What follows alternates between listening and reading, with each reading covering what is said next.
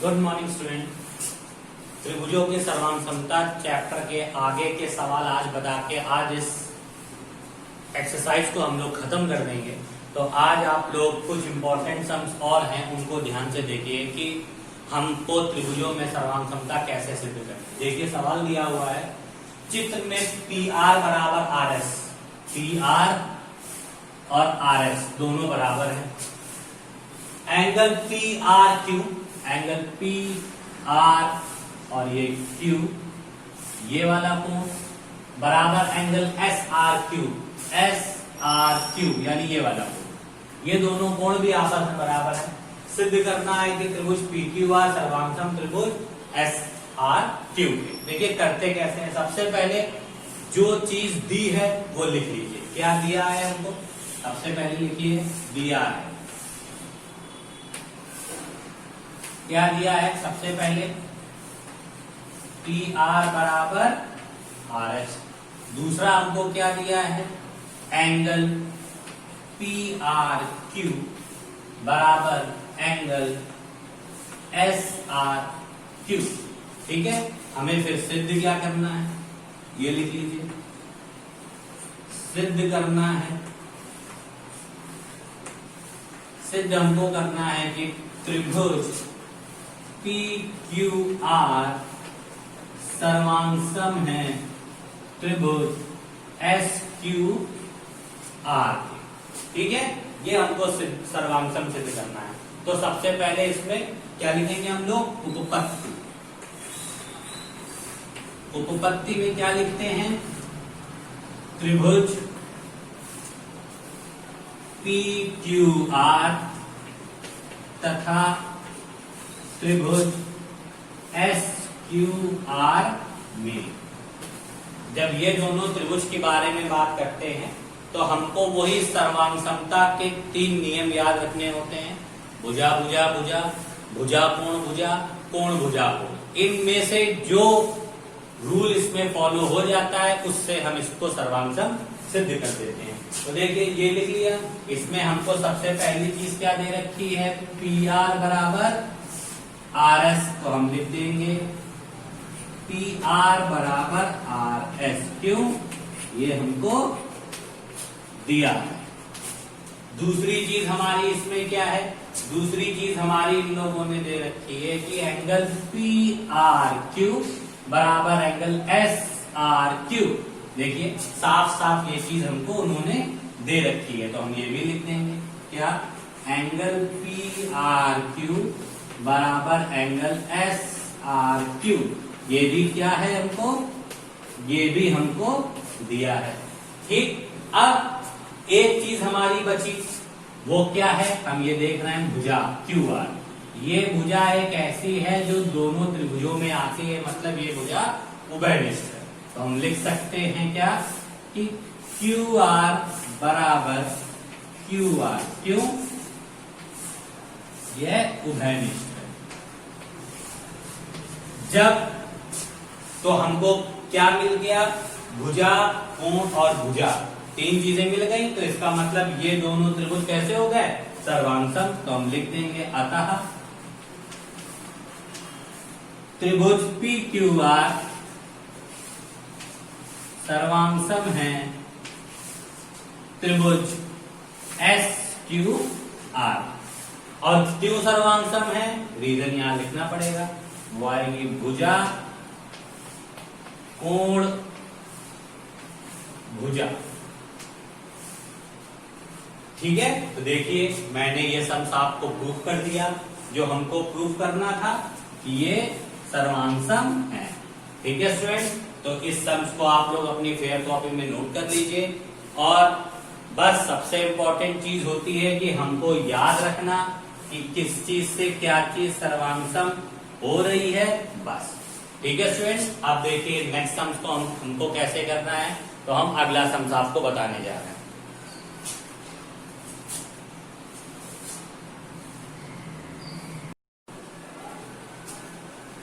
देखिए स्टूडेंट, दूसरा सम आपका ये है, उसमें साफ साफ कह रहा है कि दिए गए चित्र में ओपी बराबर ओ ऐसे कोण पी बराबर कोण एस है, दर्शाइए त्रिभुज OPQ यानी त्रिभुज OPQ सर्वांगसम है त्रिभुज ORS के। तो देखिए इसमें जो जो कोण हमको बराबर दे रखे हैं, तो एक कोण तो यही दे रखा है कोण P बराबर कोण S, और दूसरी OP बराबर हमारी दे रखी है OS। इतनी चीजें हमको दे रखी है, हमें त्रिभुज को सर्वांगसम सिद्ध करना है। और एक चीज और इसमें सिद्ध करनी है कि कोण Q बराबर कोण R, यानी हमको इस कोण को इस कोण के बराबर सिद्ध करना है।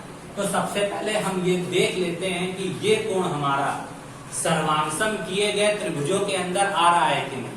तो हम देखते हैं कि इस त्रिभुज और इस त्रिभुज को जब सर्वांगसम सिद्ध कर देंगे तो कोण Q इस वाले त्रिभुज के अंदर आ रहा है और कोण R दूसरे वाले त्रिभुज के अंदर आ रहा है। तो जब अगर ये दोनों त्रिभुज सर्वांगसम सिद्ध हो जाएंगे तो ये कोण और ये कोण भी अपने आप बराबर हो जाएगा। किस नियम के द्वारा?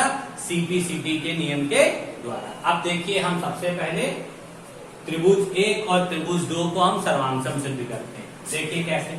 सबसे पहले लिखिए हमको क्या दिया है। देखिए हमको दिया है, सबसे पहली चीज हमारी दे रखी है कोण P बराबर कोण S, दूसरी चीज है OP बराबर OS। हमें सिद्ध क्या करना है?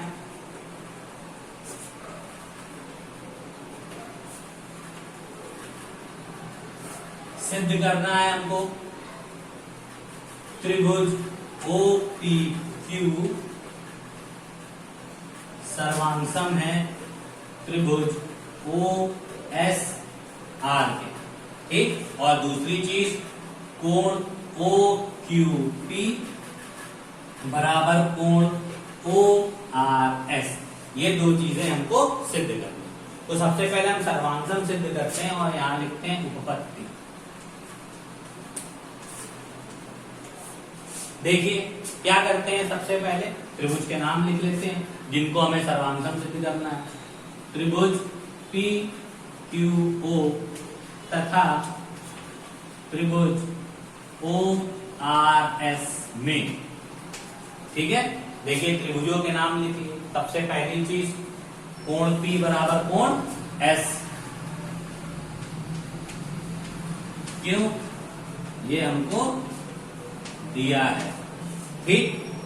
दूसरी चीज हमें भुजा पता है OP बराबर OS, ये भी क्यों? ये भी हमको दिया है। आप दिया है फिर क्वेश्चन में चेक करिए, ये और ये, कोई मैंने इस पे लिख दिया है। अब तीसरी चीज देखिए क्या है इसमें। देखिए जब एक सीधी रेखा को कोई एक तिर्यक रेखा काटती है तो ये कोण और ये कोण आपस में बराबर होते हैं, क्योंकि ये शीर्षाभिमुख कोण बनते हैं। इसको इंग्लिश में हम लोग वर्टिकली अपोजिट एंगल बोलते हैं, ठीक है। इसको हम लोग क्या बोलते हैं? वर्टिकली अपोजिट एंगल या शीर्षाभिमुख कोण। तो इसमें भी देखिए QR एक सीधी रेखा है, इसको PS एक तिरछी रेखा काट रही है, तो इसका मतलब ये कोण और ये कोण भी आपस में कैसे होंगे? बराबर। तो हम इस पे क्या लिख सकते हैं? QOP बराबर ROS, क्यों? शीर्षा विमुख कोण। ये कौन से कोण बनते हैं?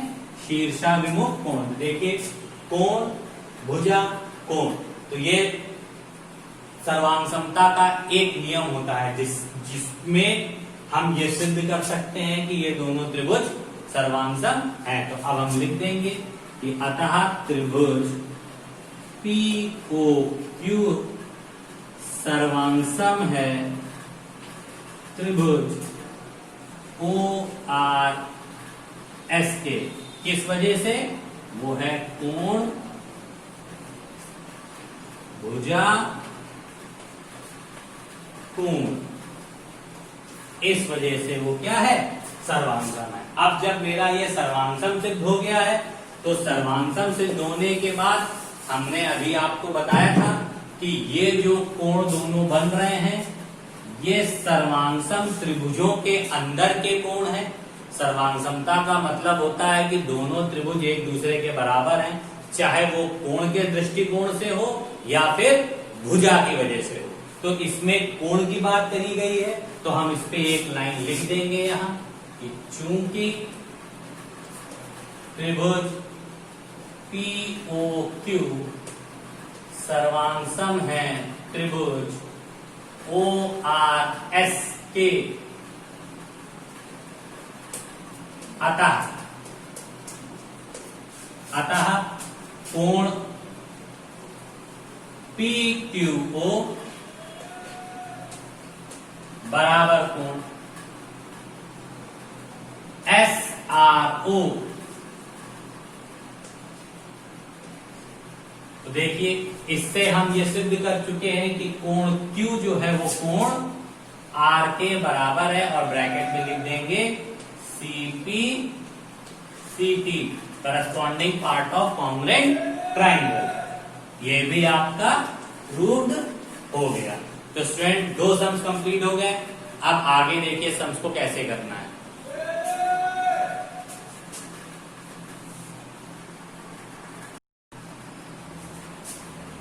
देखिए स्टूडेंट 3rd नंबर सम आपका है, ये आपका लास्ट सम है, इसके बाद आपकी एक्सरसाइज खत्म।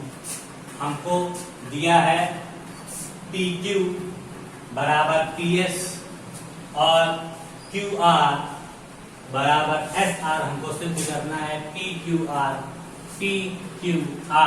Congruent to triangle PSR। ठीक है, इसमें हमको एक त्रिभुज इसको और एक त्रिभुज इसको कॉन्ग्रुएंट प्रूफ करना नहीं, सर्वांगसम प्रूफ करना है। सबसे पहले देखिए दिया है, क्या दिया है हमको। सबसे पहले चीज दे रखी PQ बराबर PS। दूसरी चीज दे रखी है हमारी QR बराबर ऐसा। ठीक है, हमें सिद्ध क्या करना है,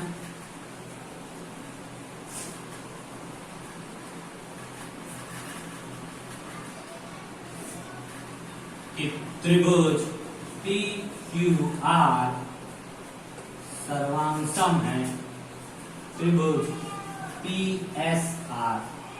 ये हमको सर्वांगसम प्रूफ करना है। तो सबसे पहले लिखिए उत्पत्ति हमारी क्या है कि जिन त्रिभुजों को सर्वांगसम सिद्ध करना उनको लिख लीजिए PQR तथा त्रिभुज PSR में लिख लिया।